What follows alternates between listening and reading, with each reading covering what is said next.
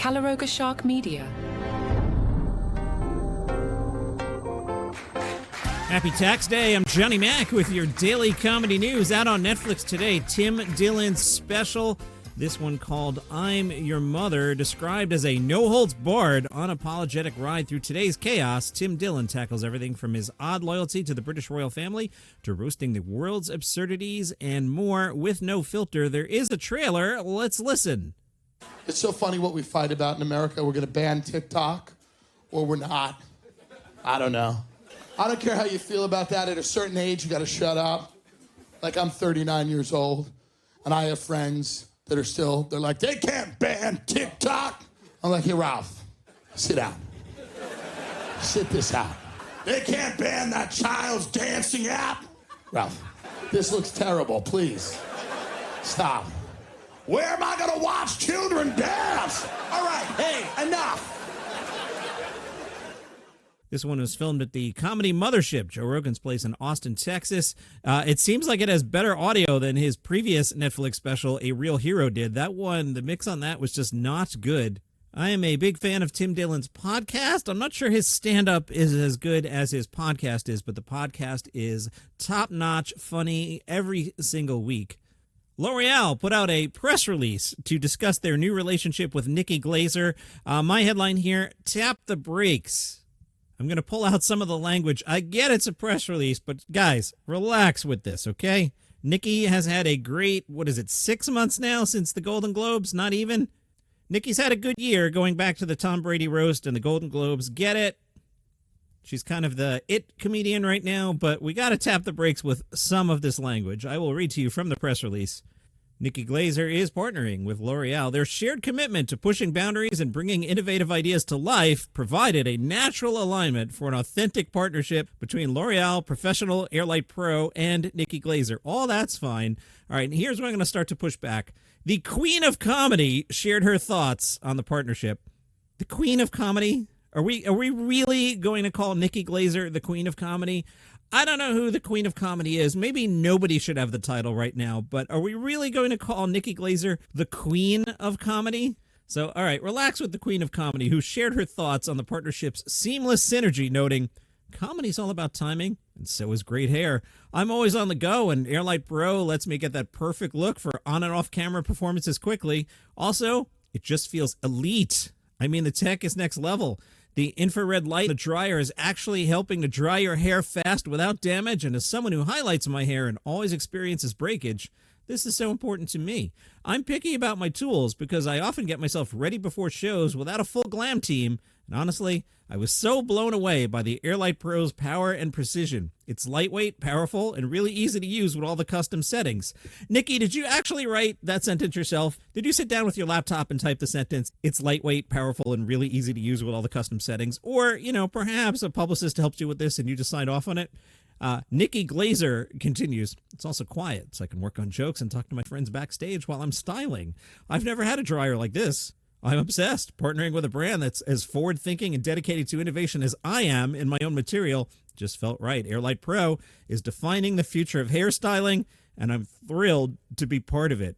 The general manager of L'Oreal said Nikki Glaser is a major voice in comedy today. That's true. She's at the forefront of the industry, just as we're at the forefront of beauty tech. It's a perfect match. Nikki's authentic voice resonates with a huge audience, and like us, she doesn't follow trends, she sets them. Now, the other word I wanted to nitpick was in the headline of this press release. Comedy trailblazer, Nikki Glaser. Now, she might be the queen of comedy. Maybe she is. But trailblazer? Here, I want you to complete the sentence. Nikki Glaser walked so blank could run. Can you complete that sentence? You can't. Can you complete the sentence, Joan Rivers walked so Nikki Glaser could run? That's a trailblazer, okay? Relax. I get you want to sell hair dryers. Dave Chappelle will be part of Toronto's Departure Festival and Conference. Now, why this particularly caught my eye is I saw a tweet from Bruce Hills. Now, who's Bruce Hills? Bruce Hills is the executive producer of Departure Comedy, who's putting this thing on. But Bruce Hills used to be the big wig at Just for Laughs Montreal before they had their financial challenges a couple years ago, and Bruce departed. So it's great. Bruce is a good guy, and it's good to see Bruce running comedy things again. So with Bruce Hills and Dave Chappelle attached to this thing, we should pay attention to what's going on in Toronto. Toronto's Departure Festival comedy programming features rising Canadian talent with homegrown comedians including Jasmine Reina, Ivan Decker, Sophie Buttle, Hassan Fills, and Ali Hassan. Comedy showcases focusing on emerging talent will take place at the Comedy Bar locations throughout Toronto, featuring breakout and next-gen comedians. Bruce said, having Dave Chappelle take part in Departure is a real honor for me, the festival, and an amazing treat for our audiences. Starting off the inaugural Departure Comedy Festival with somebody of Dave's caliber and influence is incredibly exciting. The Departure Festival Plus Conference, May 6th through 11th in Toronto. And again, back to Bruce Hills, who used to be a bigwig at the Just for Laughs. They not only did Just for Laughs in Montreal, there was JFL Toronto, which was a great festival in itself. So Bruce knows the city. Very, very interesting development there. We'll keep an eye on that. Conan O'Brien must go. We'll be back for a whopping 3-episode season, May 8th. Conan will travel to New Zealand, Austria, and Spain in these episodes. Bowen Yang would like someone else to play J.D. Vance on SNL. He suggests please reach out to Zach Galifianakis. Bowen says, I do my best with him, but every time I have to play him, I go to Lorne and say, you can do a buyback. You don't have to stick with me. Please reach out to Zach Galifianakis. Please reach out to Taron Killam. Yang said, I worked with an accent coach. We had to find the middle between Appalachian but Ohio. Like, we really had to find the right voice. And I was like, I don't want to screw this up. I have such an uphill battle here. Everyone in America is going to be like, the Asian guy's playing that guy? I was like, I really got to nail this down. I'm just telling you guys, I'm doing my best, okay? It was a good SNL over the weekend, but there was a kerfluffle. Did you see the sketch, The White POTUS? Very, very fun. I'm not sure it was hilarious, but the idea and the production values on The White POTUS just nailed it. Maybe laugh for laugh, it wasn't awesome, but the idea of it was amazing. Amy Lou Wood, you know her from the White Lotus television show. She called out Sarah Sherman's mean and unfunny impression of her character. Part of the sketch made fun of Wood's character Chelsea. Sarah Sherman was wearing buck teeth. Amy said, while in honest mode, I did find the SNL thing mean and unfunny. XO, she wrote this on Instagram. At least get the accent right. Seriously, I respect accuracy, even if it's mean. So to conclude today's rant, HBO, kind and supportive and never wronged me, so leave them alone. NBC SNL, mean. Such a shame, because I had a great time watching it a couple weeks ago. That's what the show's about, but there must be a cleverer, more nuanced, less cheap way.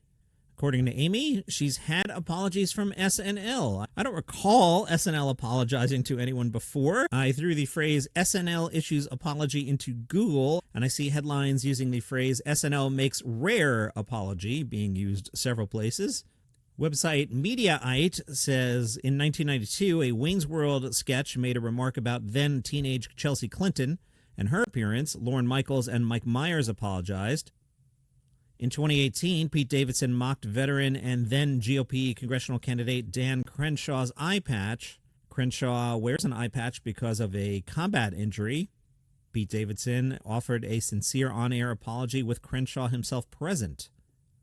This has nothing to do with comedy, but while I have the floor, don't park in handicapped spots, you jerk. What set you off, Johnny Mac? 6:50 something this morning. I'm at the donut chain parking lot. I'm doing my thing, getting my iced coffee. And there's just a jerk sitting in the handicap spot, windows down, radio blaring, and look, man, there's another spot 2 feet away. I know you think you're just running in for a second, but as somebody who had to drive around an elderly, ailing parent, don't use the handicap spots because the people who need those spots, okay? Don't be a jerk, rant over, get back to comedy, sure. Here's the highest recommend I have of 2025 so far. Watch Last One Laughing UK. It's on Amazon Prime. It is the funniest thing of the year. So you've heard me talk about this in the past, but I'll remind you. So they take 10 comedians and they lock them in a stylized room TV studio set. And if you laugh, you get kicked out. Jimmy Carr is your host. He's the Jeff Probst of this thing. If you crack a smile, he can give you a yellow card. If you get 2 yellow cards, it's a red, just like soccer. And if you go straight to laugh, he can give you a red and you're out. It's fun to play along at home and see if you can watch the show without laughing. I have failed every single time. In fact, during episode 2, there's one comedian that I wasn't enjoying that comedian's presence. And as the comedian did something, I kept thinking to myself, can't stand you, can't stand you, can't stand you, can't stand you. And that person made me laugh out loud, and I got kicked off my own couch, I guess. I'm particularly enjoying Richard Ayoade, who's great in everything, and Lou Sanders quickly becoming a very, very favorite of mine. It took me a minute to get used to Jimmy Carr's current look. He has admittedly had a lot of plastic surgery. He kind of looks like Jimmy Carr now. I'd also like to buy him a sandwich. He's very thin, and the camera adds weight to you, so I can only imagine how thin Jimmy is in real life right now. But Jimmy is one of my favorites, so this show, high recommend. Last One Laughing UK. I checked earlier this morning. They have all the other international ones. Some might be a little too far afield for us with American humor sensitivities, but I think after I finish the UK one, I might check out the Ireland one that they did. Also, South Africa, which, if I recall correctly, was hosted by Trevor Noah, so that's probably good. High recommend. Watch that. And you can also watch Tim Dillon tonight. Good night of comedy, huh? Yeah. Community fans know about 6 seasons in a movie. What if I said to you 7 seasons in a movie? Joel McHale floated this one. Joel said, I think there are some of us that would love to keep going, and I would be like, great, if you guys want to do episodes, let us know. I think that'll probably depend on the success of a movie, but I think if there's enough of a demand to do more, I don't know what it would look like, but obviously the movie would have to inform a lot of that. I'm game, and I know a few others are game. I'm not going to tell you whom, but I would definitely do more. They're always like, oh, a limited series? I'd totally be up for that. Okay, if we look at the cast of Community, here's who I would guess would do it. Joel McHale, obviously, yes. Danny Pudi. I mean, he's doing the Dennis Leary sitcom. He's going to do it. Alison Brie, now she's got a bit of a career, but she also tends to show up in a lot of random things. I think she would do it. Gillian Jacobs, I think she would do it. Donald Glover, now he left the show originally. He seems to be the hardest one to get. But what's Glover been up to lately? I will answer that in a second. Jim Rash is the dean. Yes, absolutely. Ken Jeong likes to work and often works with McHale, so I think he would do it.